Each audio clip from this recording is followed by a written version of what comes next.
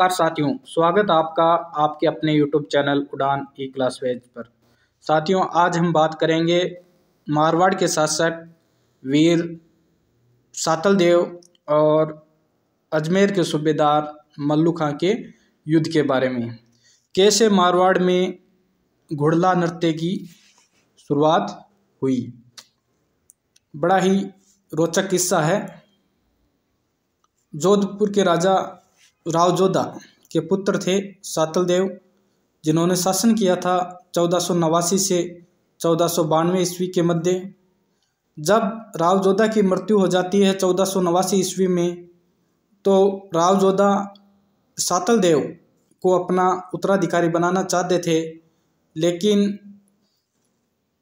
राव जोधा के बड़े बेटे राव निम्बा की मृत्यु हो जाती है और दूसरे बेटे राव भिक्का, जो कि आज्ञाकारी बेटे थे और जिन्होंने अलग अपना राज्य बीकानेर में स्थापित किया था।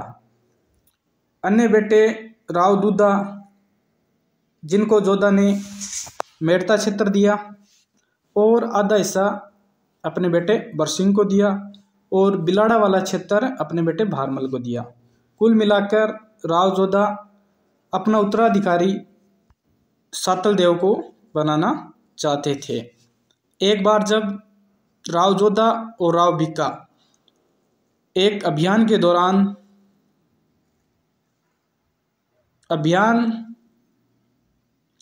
लौटते वक्त छापर के निकट कैंप लगाते हैं और कैंप में दोनों बैठे हुए थे। तब राव जोधा ने राव भिक्का से वचन लिया कि राव भिक्का कभी जोधपुर पर आक्रमण नहीं करेगा। तब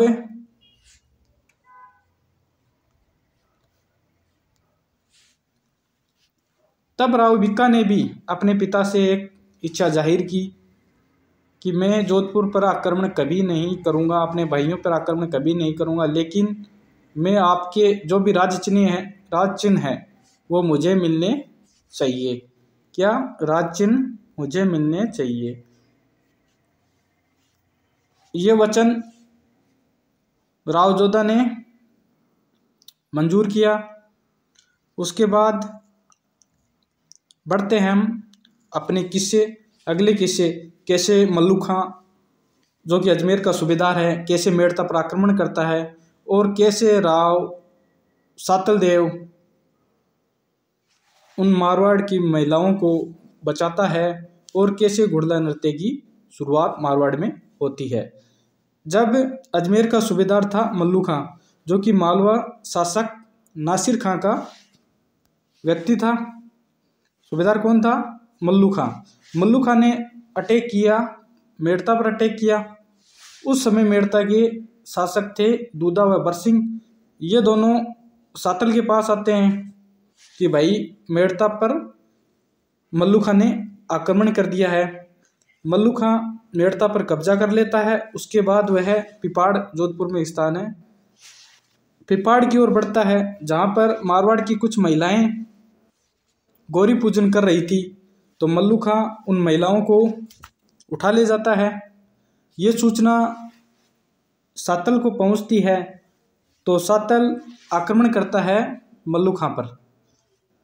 तो इसमें मल्लू खां के साथ में थे आक्रमण में मल्लू खां था, एक घुड़ला खां था और एक सिरिया खां था। इसमें मल्लू खां भाग जाता है और घुड़ला खां मारा जाता है, जिसके शरीर में बहुत सारे छेद कर दिए जाते हैं तीरों के द्वारा।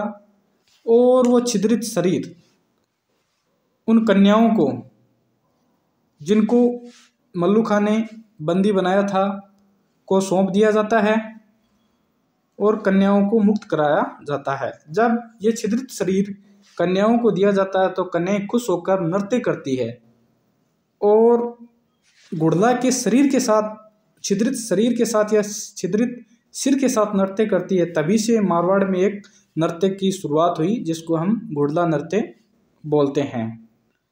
जब मल्लू खां पिपाड़ की ओर आक्रमण करने आता था, या बहुत समय जब मुस्लिम बादशाह जब आक्रमण के लिए आते थे तो अपने साथ बहुत सी बैग में साथ लेकर आते थे, यानी औरतें उर्दू बैग में, जो खुद उनकी पत्नियां नहीं होती थी, इनको किराए पर रखा जाता था, वे इनके अभियान में साथ होती थी।